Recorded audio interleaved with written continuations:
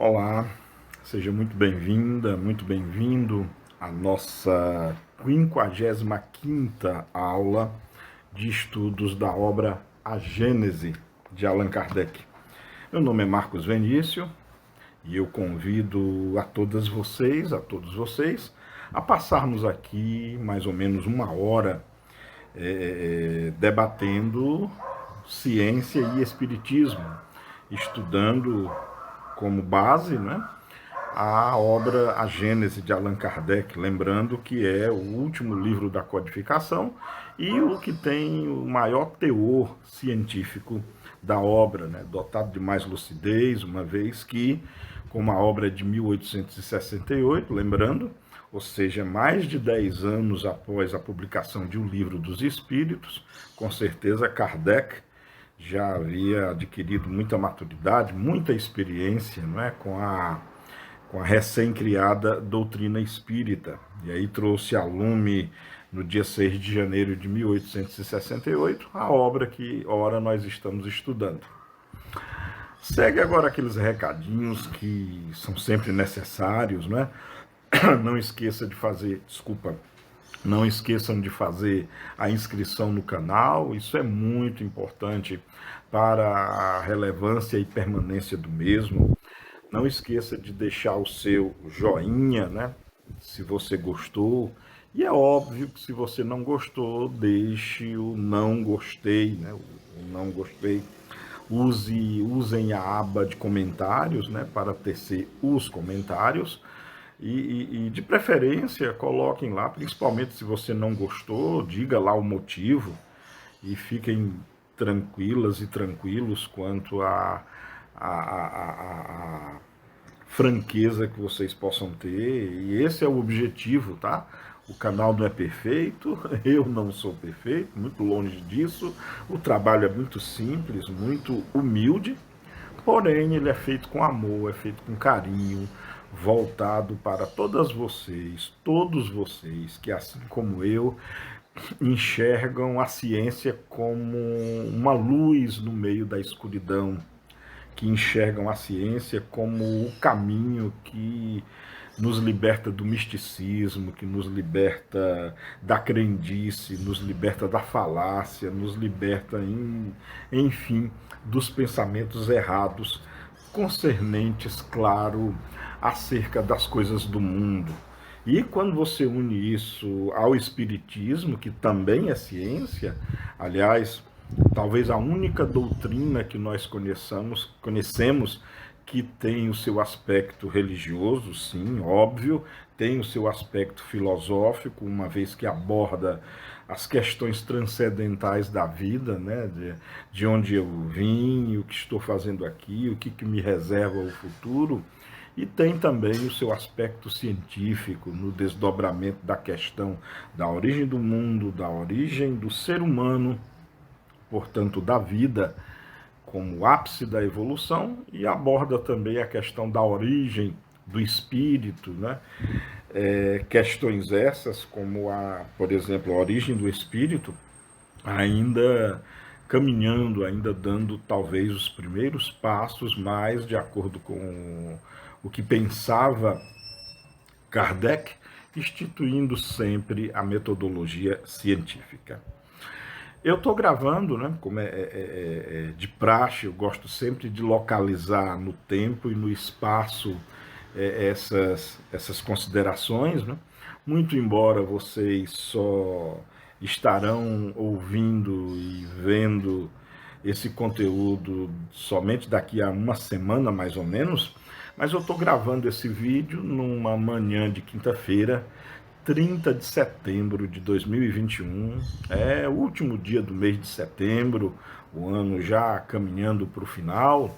Ainda estamos em plena pandemia pela Covid-19, muitas pessoas com uma atitude errônea, achando que a pandemia está controlada ou que já foi embora, o que não é verdade, pois no Brasil, no nosso país, mais de 500 pessoas estão morrendo todos os dias, em média, em função da Covid-19, e isso é um número alto ainda, e eu digo em média porque só ontem, dia 29 de setembro, foram registradas 638 mortes. Então fica ali oscilando na cota de 600, na cota de 800, às vezes baixa um pouquinho para 400, depois sobe para 800, volta para 600. Então, o fato é que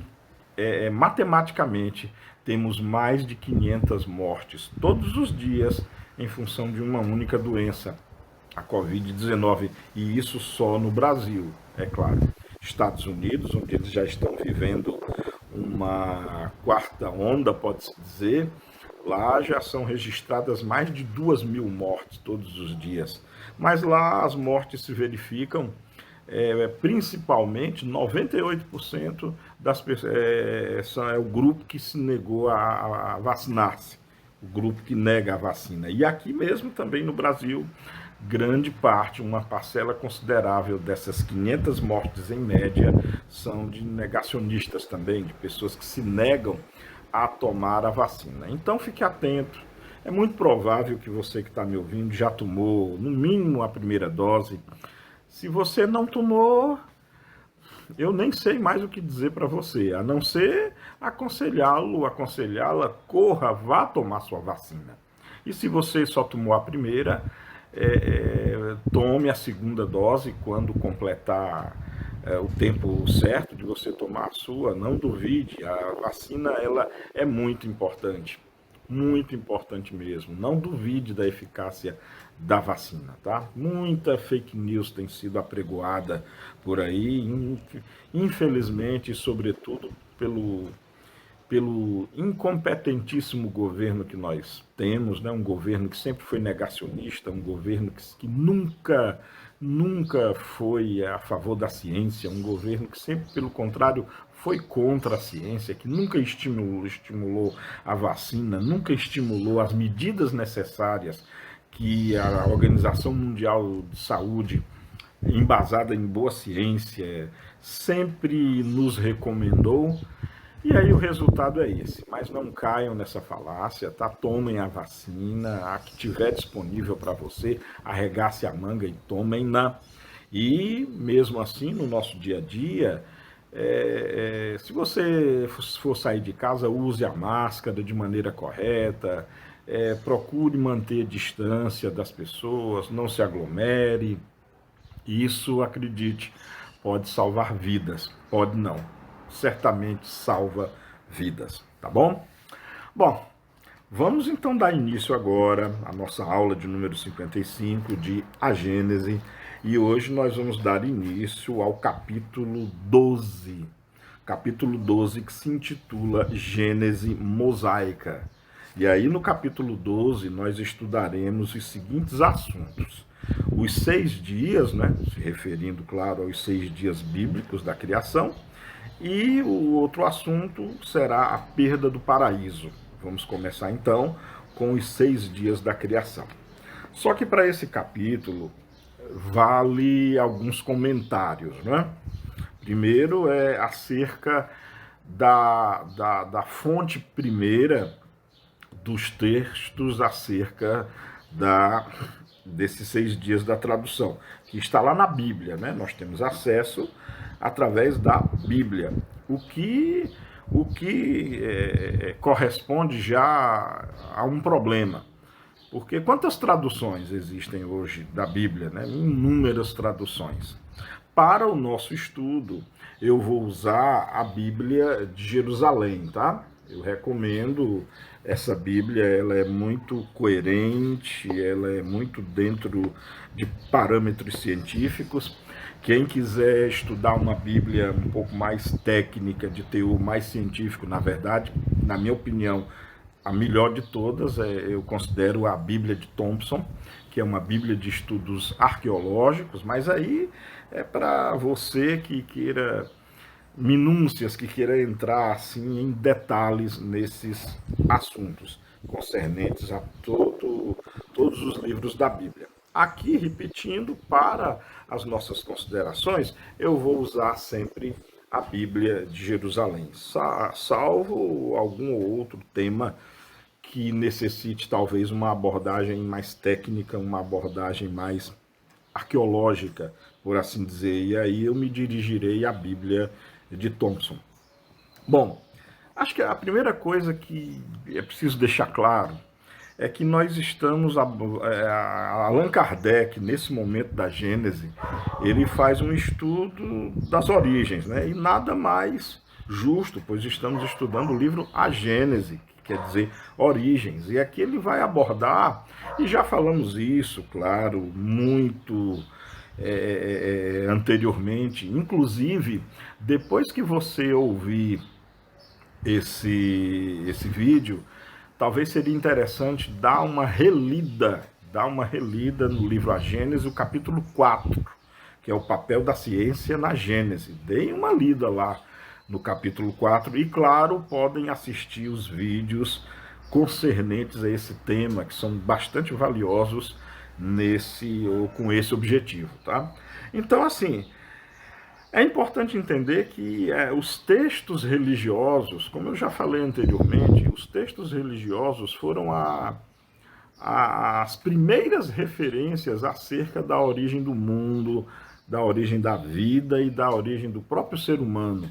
Não havia ainda uma sistematização científica sobre esses conhecimentos, porque nem mesmo a ciência havia sido desenvolvida de maneira completa. Foi necessário aparecer a física, a química, a bioquímica, a biofísica, a geologia, o desenvolvimento do cálculo, né, o cálculo diferencial e integral, a astronomia, a cosmologia, a geofísica, outras ciências que ajudam muito no entendimento das origens, ou da Gênese, né? A paleontologia, a paleoantropologia, bem como a antropologia, a própria arqueologia, todos esses conhecimentos juntos e alguns outros que eu não citei, estes sim representam o conjunto de conhecimento que nos mostra ou nos dá uma explicação, pelo menos a mais plausível, de como se originou a vida, de como o ser humano apareceu aqui na Terra, na nossa linda joia azul. Na verdade, até mostra como a nossa linda joia azul apareceu, como o nosso planeta Terra foi formado. Se vocês perguntarem, é exatamente o que a ciência diz, o que a ciência diz hoje, é realmente o que aconteceu? Nós não sabemos, é preciso ser franco. É preciso ser franco quanto a isso. Nós não sabemos, é capaz, é bem possível de que nós nunca saberemos. Na verdade, nós não sabemos como a vida surgiu. Nós não sabemos como o universo surgiu, como o sistema solar surgiu. Nós não sabemos como o planeta Terra apareceu. Nós não sabemos como a vida apareceu na Terra. Nem, finalmente, como essa vida, que certamente nasceu de uma molécula que aprendeu a capturar energia e se duplicar, até depois de milhares, bilhões de anos aparecer a primeira célula, e essa célula evoluiu, desculpa, até o nosso aparecimento. Como se deu isso? Nós não sabemos. De novo, nós não sabemos, a ciência não sabe isso. Tudo que nós temos, tudo que nós vimos até agora, nas aulas anteriores, tudo que a ciência atesta é uma teoria. É a mais provável, é a mais lógica. Tudo indica que foi desse jeito que nós contamos. Agora, se foi realmente desse jeito, não sabemos. E olha, não somos nós que não sabemos, ninguém sabe. Pelo simples fato de que esses eventos são tão antigos, e mais, numa época em que nem nós existíamos. Como é que nós vamos ter certeza de eventos que ocorreram há 3 bilhões e 800 milhões de anos? Enquanto que o ser humano mesmo, os primeiros hominídeos versam aí de 125 mil anos. Então, a distância de tempo é muito grande, não dá para ter certeza de nada.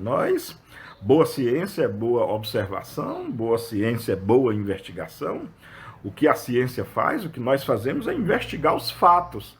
Talvez essa que seja a grande diferença. A ciência não se baseia naquilo que foi dito, quem quer que seja, não interessa o título que venha da voz que falou, que diga que seja Deus, que diga que seja um santo, ou que seja um anjo, ou que seja um Napoleão Bonaparte, ou que seja um Gandhi, não interessa. A ciência não é baseada naquilo que se diz.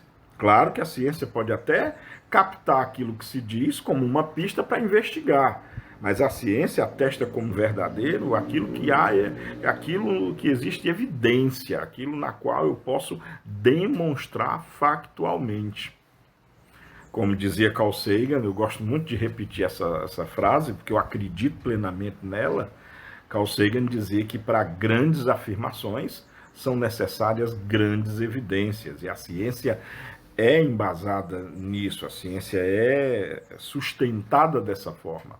Ela é por isso que, como dizia Einstein, a nossa ciência é primitiva e capenga, mas é o resultado mais maravilhoso da criação do ser humano. E é baseado nessa compreensão, é baseado nesse entendimento que aqui nós estamos, discutindo ciência, trabalhando ciência, comparando o que o Espiritismo nos mostra, nos demonstra, e comparando e investigando cientificamente. É essa a proposta do Allan Kardec, é essa a proposta da doutrina espírita. Então, vamos sempre, pelo menos esse estudo especificamente, sempre será pautado no rigorismo científico, tá bom? Não é à toa que o título aí da vinheta, né, que acompanha sempre as nossas videoaulas, né, nós temos aí ciência e espiritismo, tá certo? Bom, poderia ser espiritismo e ciência, daria no mesmo.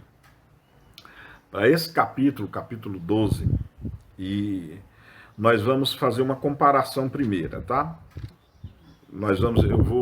Vamos primeiro investigar o que diz a Gênese bíblica, aqui na Bíblia de Jerusalém, tá? E vamos comparar então com o que diz Kardec. É muito importante essa comparação, e aí, claro, nós vamos associando aos conhecimentos científicos, que muitos deles, com certeza, já abordamos aí em aulas predecessoras, tá bom?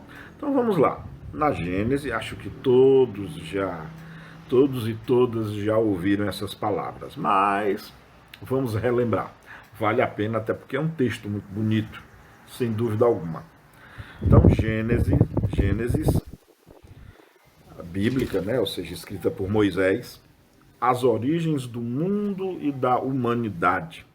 Porque sim, o livro da Gênese tem como objetivo inicial explicar a origem do mundo e do ser humano. Então, item 1, da criação ao dilúvio. Primeiro capítulo. A obra dos 6 dias. Então vamos lá, como foram esses 6 dias segundo a Bíblia de Jerusalém, tá? No princípio, Deus criou o céu e a terra. Ora, a terra estava vazia e vaga, as trevas cobriam o abismo, e um sopro de Deus agitava a superfície das águas. Deus disse: haja luz, e houve luz. Deus viu que a luz era boa, e Deus separou a luz e as trevas. Deus chamou a luz dia e as trevas noite. Houve uma tarde e uma manhã, primeiro dia. Então, no primeiro dia, que foi a criação da terra, né? E já aqui percebe-se que uma coisa interessante, a água já estava presente, né? Não, foi a criação da terra, mas a água já estava lá. Interessante que aqui na tradução da Bíblia de Jerusalém, né? Na tradução tem que o sopro de Deus, né? Tá aqui, ó, bem aqui. E um sopro de Deus agitava a superfície das águas. Em outras traduções, vocês vão ver que não seria o sopro, seria o Espírito de Deus pairava sobre as águas. Na edição que eu estou vendo da tradução do senhor Guilherme Ribeiro, ele fala que o Espírito de Deus boiava nas águas. Então, percebam a complicação que esses textos possuem já na questão da tradução. Mas aí, à guisa de encadeamento lógico dos fatos, o que marcou então o primeiro dia? A criação da terra e a criação da luz. Lembrando que a água já estava presente. Isso foi o primeiro dia, então, tá? E aí prossegue, né? Disse Deus: haja um firmamento no meio das águas, e que ele separe as águas das águas. E assim se fez.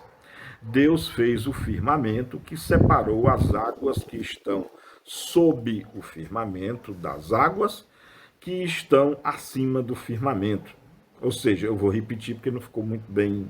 Não, ó. Deus fez o firmamento que separou as águas que estão sob o firmamento, ou seja, abaixo do firmamento, das águas que estão acima do firmamento. E Deus chamou ao firmamento céu. Houve uma tarde e uma manhã, segundo dia. Então, o que aconteceu aqui no segundo dia? No segundo dia, Deus fez o céu, o firmamento, não é? E esse firmamento claramente foi uma separação das águas. As águas que estavam abaixo e as águas que estavam acima.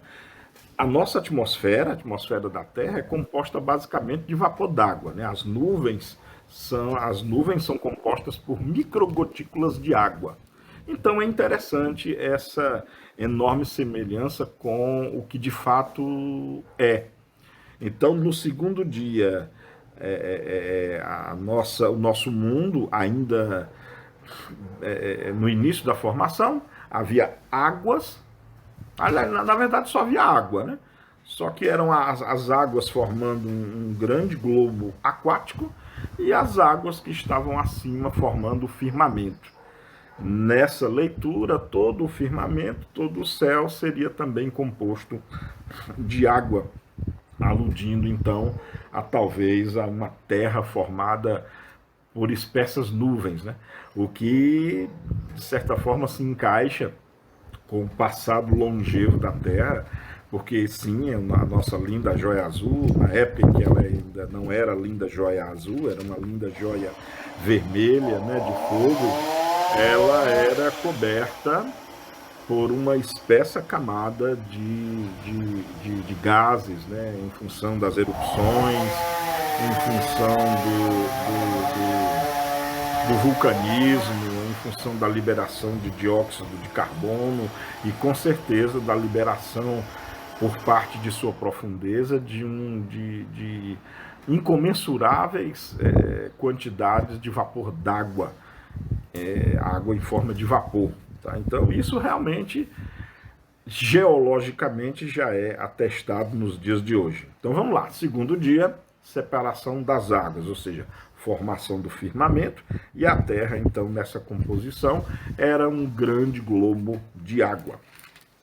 Bom, disse Deus, que as águas que estão sobre o céu se reúnam num só lugar, e que apareça...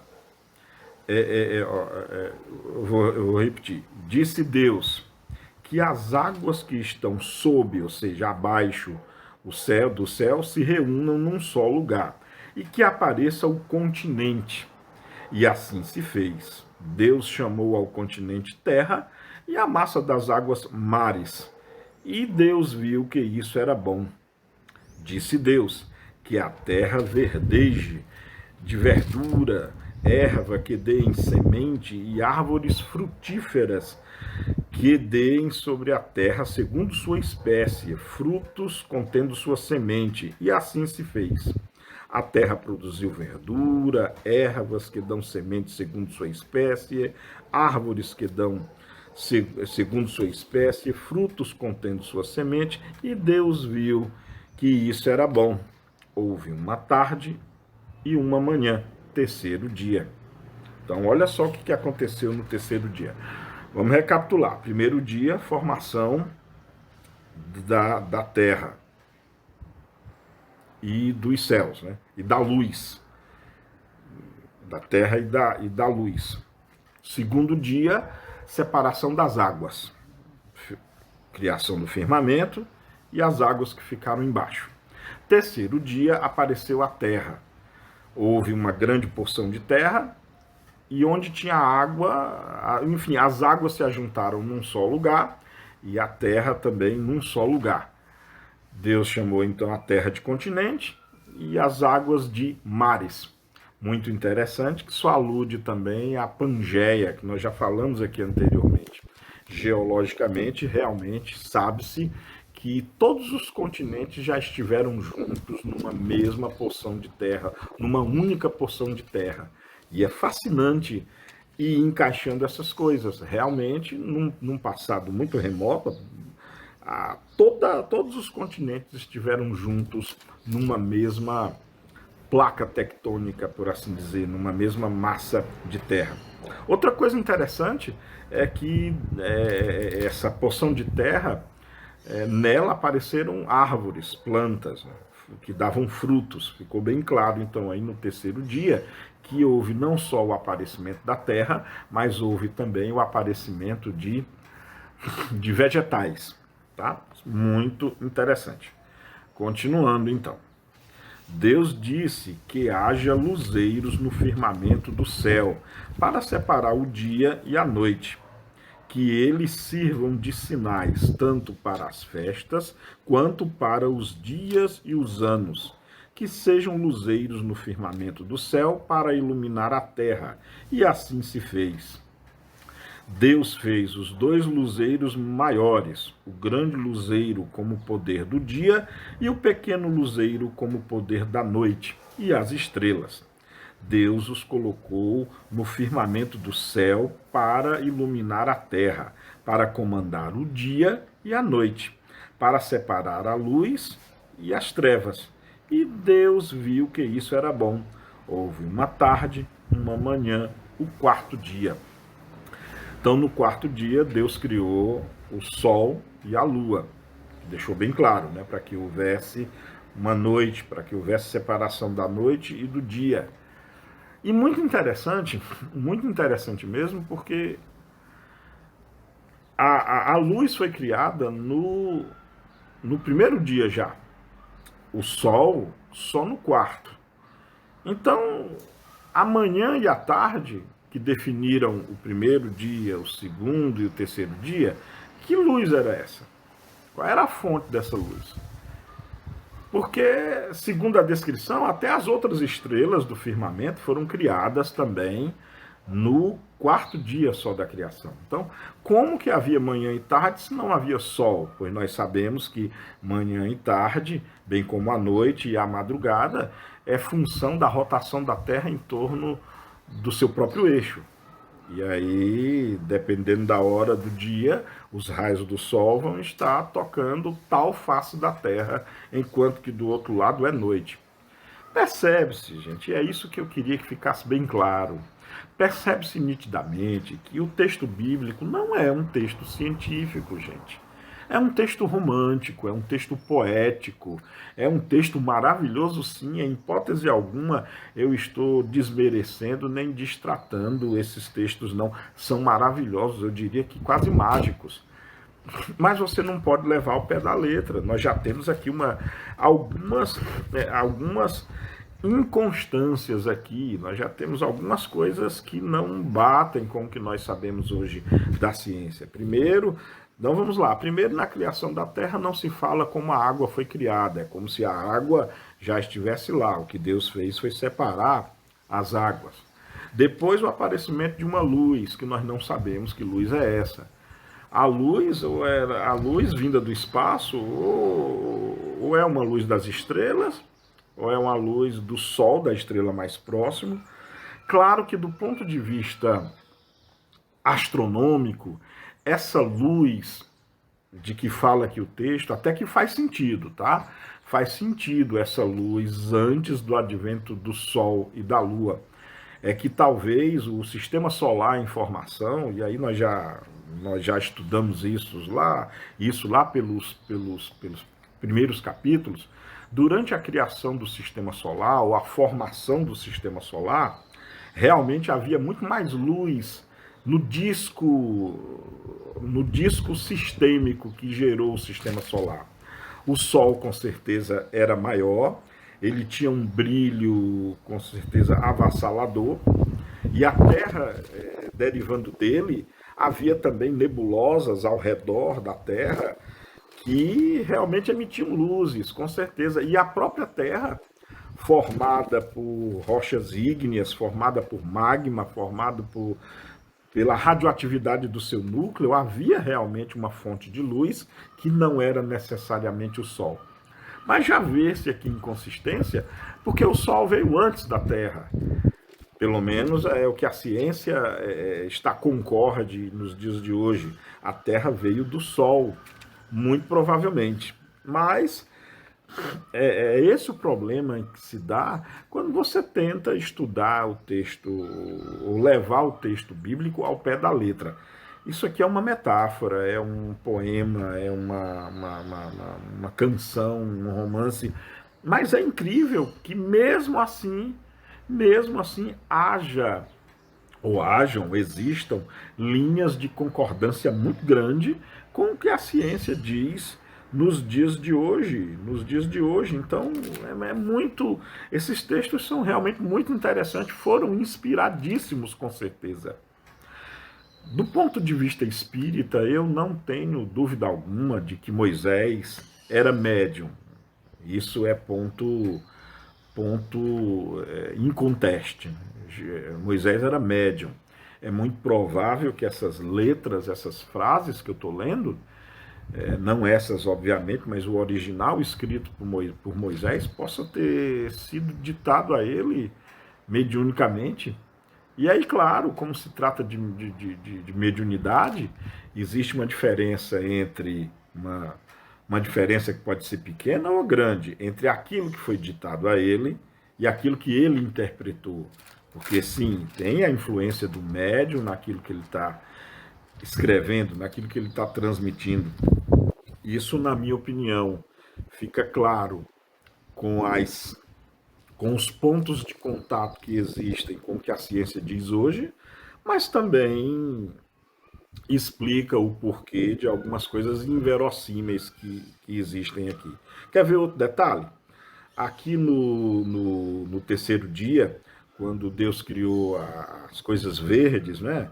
Inclusive árvores com frutos e tudo, ou seja, o verde espalhou na terra recém-formada, no continente.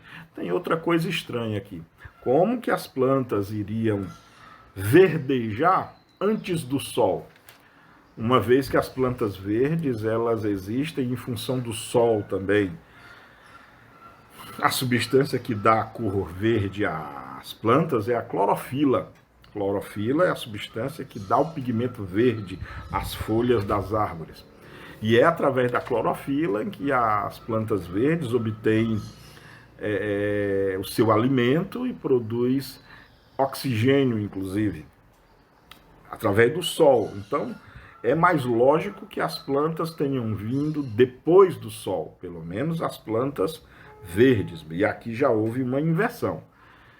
Só para nós pontuarmos essas reminiscências, né, esses detalhes, para que fique bem claro, se por acaso você conheça, ou mesmo você seja ainda daquelas pessoas que compreendam nestes textos bíblicos algo científico, que não é. Aqui é algo romanceado, tá? E mesmo assim, extraordinário. Continuando aqui, né? Vamos aqui para o quinto dia. Deus disse: fervilhem as águas, um fervilhar de seres vivos, e que as aves voem acima da terra, sob o firmamento do céu. E assim se fez. Deus criou as grandes serpentes do mar e todos os seres vivos que rastejam e que fervilham nas águas, segundo sua espécie, e as aves aladas, segundo sua espécie. E Deus viu que isso era bom. Deus os abençoou e disse: Sede fecundos, multiplicai-vos, enchei a água dos mares, e que as aves se multipliquem sobre a terra. Houve uma tarde e uma manhã, quinto dia. Então, aqui no quinto dia, foi a explosão da vida, né? Muito claramente, aqui é uma alusão ao que a ciência chama hoje de explosão do Cambriano. Foi quando na Terra houve uma verdadeira explosão de vida na Terra, onde milhares, milhões de espécies evoluíram. Muito provavelmente esse trecho aqui, que relata o quinto dia da criação, é o que nós chamamos em, em, em, em biologia, em paleobiologia, em geologia também, de explosão do Cambriano. O Cambriano é um dos períodos geológicos da Terra, que durou bilhões de anos, né? E nesse período tivemos essa explosão. O que nos traz mais uma outra correção, né? Aqui o texto fala em um dia. A ciência já sabe hoje que um dia da criação corresponde a bilhões de anos, tá?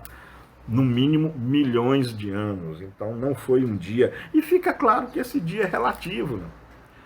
Já está bem claro para todos nós que essa marcação do tempo como um dia é relativo, muito relativo.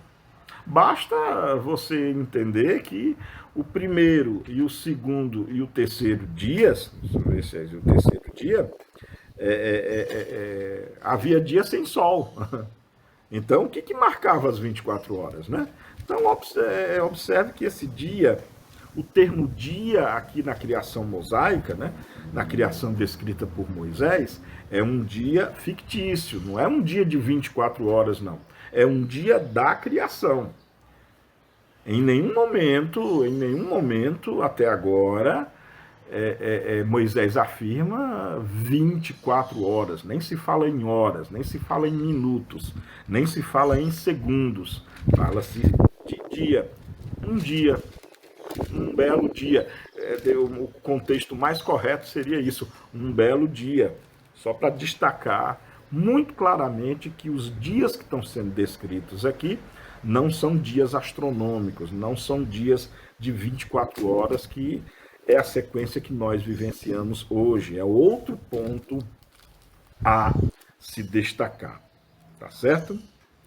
Bom, e aí vemos finalmente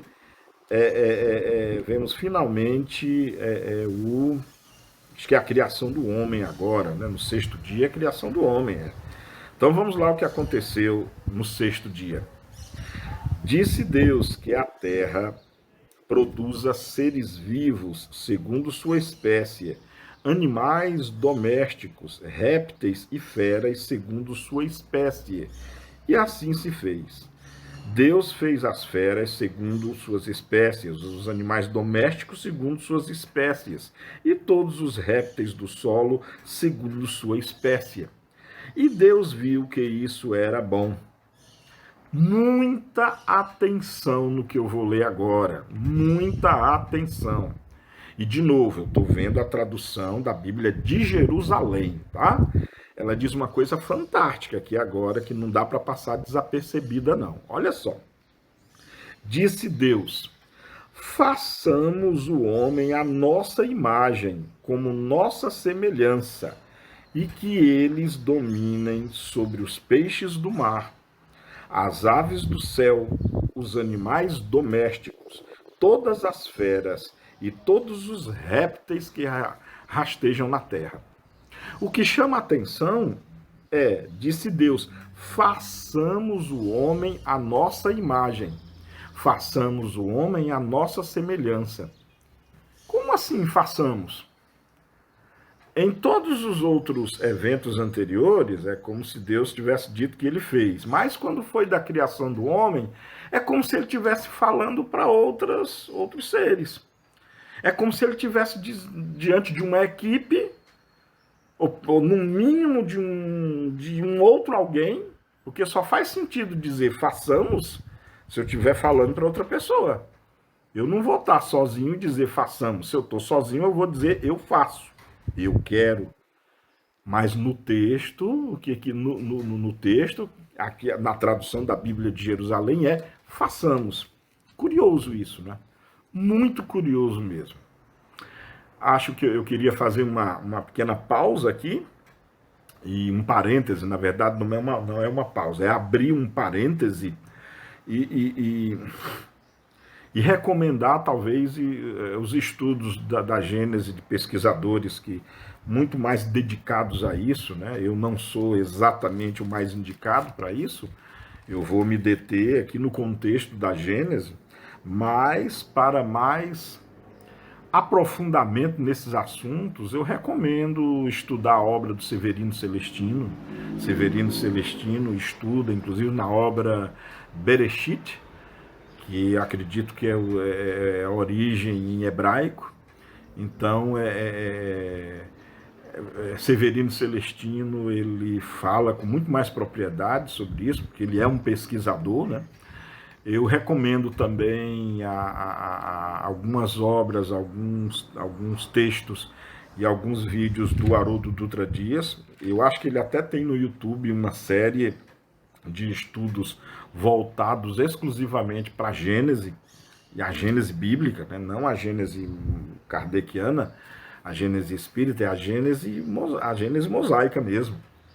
Eu acho que tem um conjunto de vídeos do Haroldo Dutra. Acho que se você for no YouTube você vai achar. Então eu conclamo, né, aqueles e aquelas que têm muito interesse nessa parte. Eu pessoalmente tenho, o problema é tempo, né? Tantos os outros afazeres, e como a minha área é outra, física e tudo, infelizmente não dá tempo numa única existência de você estudar tudo aquilo que você quer. Mas eu mesmo, à medida do possível, eu estou indo buscar lá em algumas fontes, principalmente do Severino Celestino. Ele realmente é um exegeta nesse assunto, ou seja, ele é um especialista nesse assunto. E esses vídeos do Haroldo que eu citei, eles também são muito interessantes mesmo. Fica aí então a dica para quem quiser acompanhar esses adendos, né? Bom, então no sexto dia, não, e continua, perdão. Deus criou o homem, né, à sua imagem. A imagem de Deus ele o criou. O homem e mulher ele os criou. E aqui ele já fala da mulher também. Deus os abençoou e lhes disse: sede fecundos, multiplicai-vos, enchei a terra e submetei-a, dominai sobre os peixes do mar, as aves do céu e todos os animais que rastejam sobre a terra. Deus disse: eu vos dou todas as ervas que dão sementes, que estão sobre toda a superfície da terra, e todas as árvores que dão frutos, que dão semente. Isso será vosso alimento. A todas as feras, a todas as aves do céu, a tudo que rasteja sobre a terra e que é animado de vida. Eu dou como alimento toda a verdura das plantas. Toda a verdura das plantas eu lhe dou como alimento. E assim se fez. Deus viu tudo o que tinha feito, e era muito bom. Houve uma tarde e uma manhã, sexto dia. E aí fica o relato bíblico, né, da criação, relato bíblico da criação. Eu vou ler só aqui o início do capítulo 2. Aqui nós terminamos o primeiro capítulo do livro A Gênese, da tradução da Bíblia de Jerusalém. Eu vou ler só o início do capítulo 2, Os seus 4 primeiros versículos são bem pequenos, porque eles servem de conclusão para tudo aquilo que nós descrevemos até agora. Então, no capítulo 2 de A Gênese bíblica, Moisés, então, assim escreve: Assim foram concluídos o céu e a terra, com todo o seu exército. Deus concluiu no 7º dia a obra que fizera, e no 7º dia descansou, depois de toda a obra que fizera. Deus abençoou o 7º dia e o santificou, pois nele descansou depois de toda a sua obra de criação. Essa é a história do céu e da terra quando foram criadas. Sic mundus creatus est, não é verdade? E aqui fica a história narrada por Moisés. Pelo menos acredita-se a ele, a Moisés, essa história. Fica muito interessante aqui a questão do descanso de Deus, né? E aí, nesse relato, descobre-se que Deus cansa também, né? Ele fica cansado. Ficou cansado aqui no 7º dia e descansou. É outra coisa que não faz muita coerência com a definição de Deus pela doutrina espírita, né? Até porque aqui Deus é tido como uma pessoa, né? Há um processo, que eu já falei muito sobre isso anteriormente, né? Há um processo aqui de antropomorfização muito grande de Deus. É esse processo de tornar Deus uma pessoa.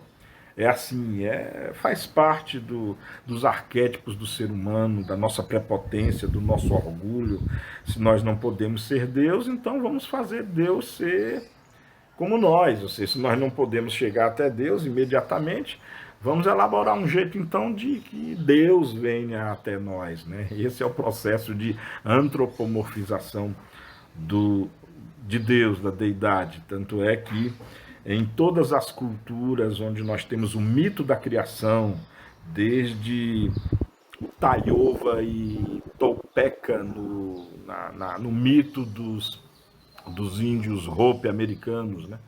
Passando pela lenda da dança de Shiva, Shiva com seu amor Parvati, até chegando no que acabamos de ler, no mito da criação na cultura hebraica, judaica, temos então a personificação de Deus ou da deidade num ser humano, ou numa pessoa, embora em nenhum momento Moisés aluda que Deus era um ser humano, até porque não faria sentido, porque Deus criou o homem.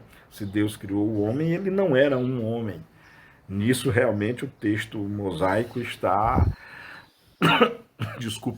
está em concordância, está muito bem encadeado logicamente. Mas percebe-se então todos os floreios, percebe-se então todo um mito que se criou através disso. Vale a pena lembrar e adiantar que muitos milênios, aliás, depois, né, quando surgiu Aristóteles, que pegou esse texto que nós acabamos de ler, não só esse, mas na sua completude, e na sua filosofia aristotélica, onde Aristóteles pegou esses textos e já o interpretou à sua maneira, e aí a Igreja Romana, a Igreja Católica, adotou essa filosofia aristotélica como base, e aí você tira claramente porque que naquela época a Terra era tida como plana, como naquela época a Terra era tida como estática, como naquela época a Terra, o modelo cosmológico para a Terra era o geocentrismo, porque fica muito claro, né, nesses padrões de criação, tudo foi criado em torno da Terra. A Terra primeiro foi criada, o firmamento é que veio depois. E isso levou Aristóteles a interpretar, e com muita coerência até para a época, que na verdade era o Sol e todos os outros astros que girariam em torno da Terra, visto que na descrição bíblica, mosaica, a Terra havia sido criada primeiro, tudo mais, o firmamento, o céu, estrelas, sóis, a nossa linda estrela, o Sol, a Lua, tudo isso foi criado depois e em função da Terra. Foi criado para a Terra. Então é muito lógico que se perceba a origem do geocentrismo, a origem de uma Terra plana, a olhar sempre para cima, onde tudo pairava em torno de, a entender uma Terra estática, visto que ela foi feita como ponto inicial e tudo que foi feito depois era que se movia. Mas era uma época que não havia astronomia, não haviam telescópios, não haviam lunetas, o ser humano não podia observar, e aí o ser humano era guiado muitas vezes pelo bom senso. O que se vê até hoje em dia é o Sol aparecendo a leste, caminhando para o céu. Ao meio-dia ele está no zênite, né, bem acima das nossas cabeças, vai caminhando conforme a tarde vai avançando, ele vai caminhando para o sol se pôr lá no oeste. Então, qual é a noção que se tem? O que os nossos sentidos percebem? Né? Que é o sol que gira em torno da Terra. Foi necessária a descoberta da matemática, foi necessário não só a descoberta, mas o desenvolvimento da matemática. Foi necessário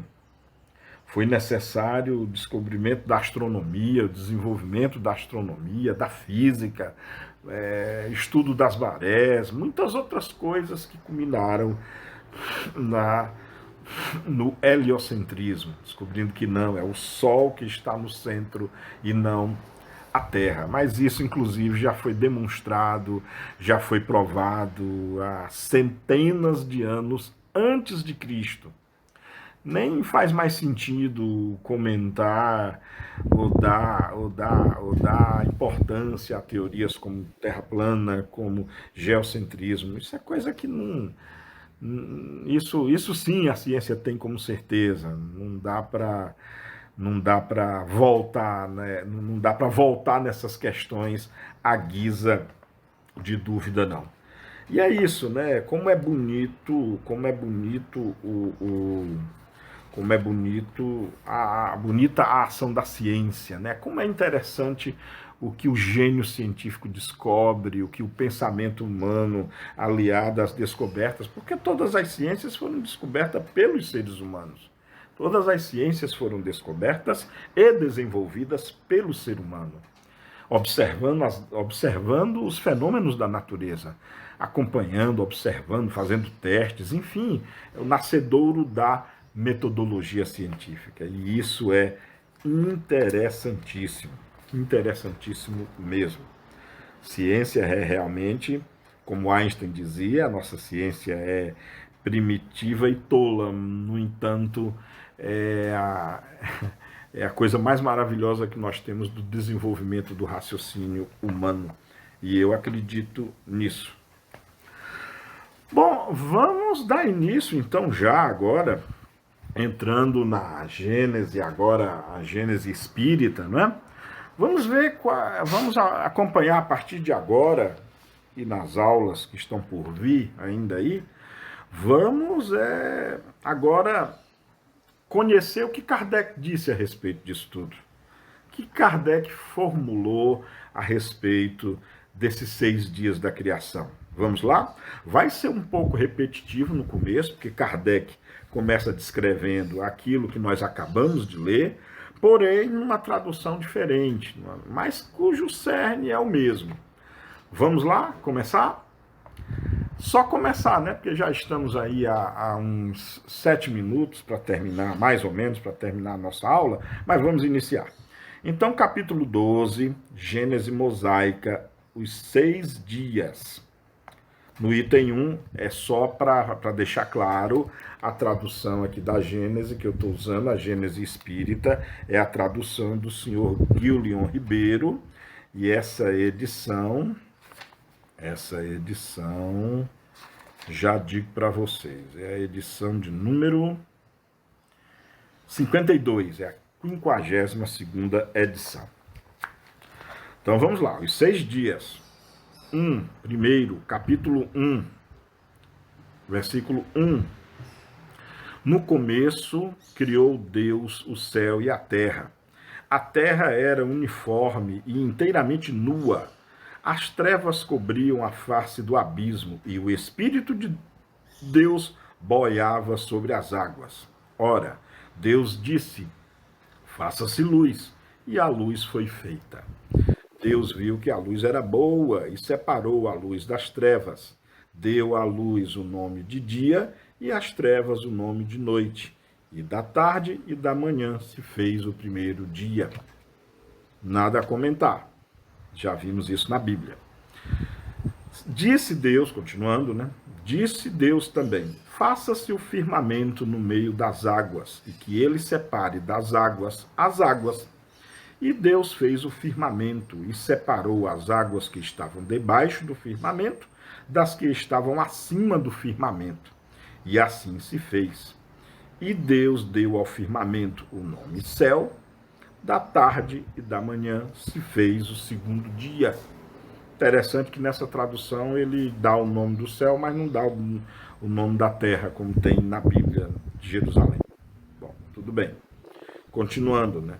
Disse Deus ainda, reúnam-se. Ah, não, é agora que ele vai falar.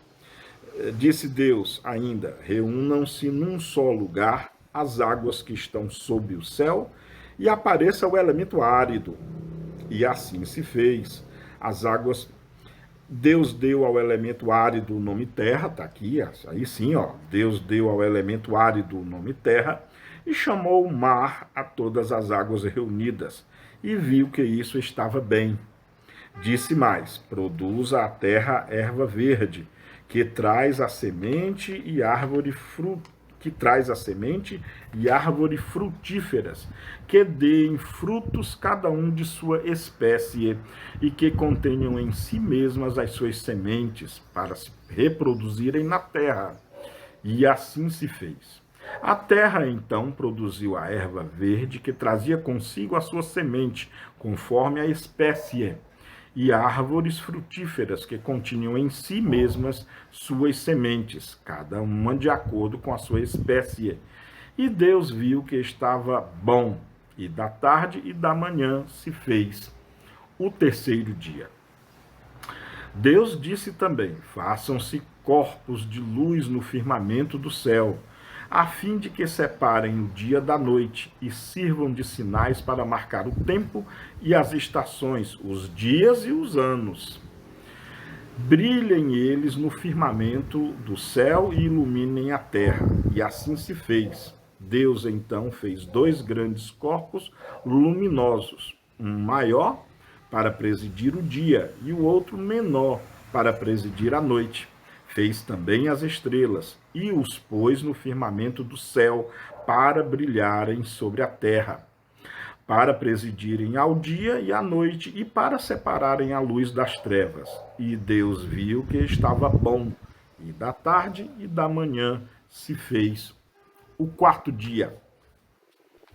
Deus disse ainda: produzam as águas animais vivos que nadem nas águas, e pássaros que voem sobre a terra, debaixo do firmamento do céu.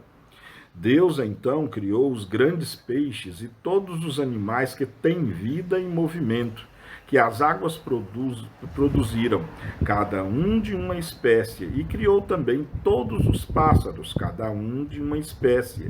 Viu que estava bom, e os abençoou, dizendo: crescei e multiplicai-vos, e enchei as águas do mar, e que os pássaros se multipliquem sobre a terra. E da tarde e da manhã se fez o quinto dia. E agora a nossa criação, né? A criação do homem.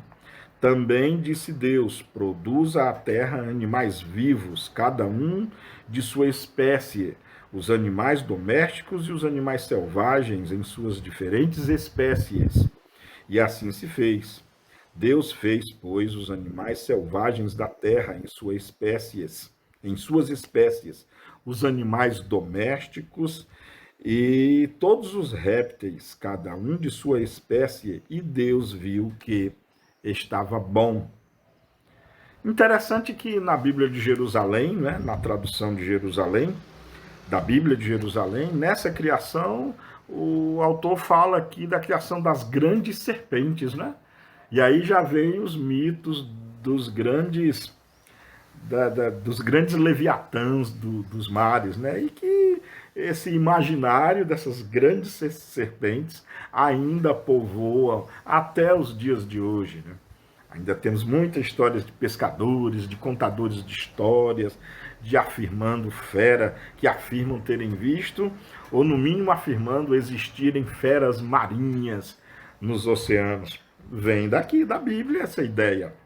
Olha só. Vamos lá, a nossa criação agora, né?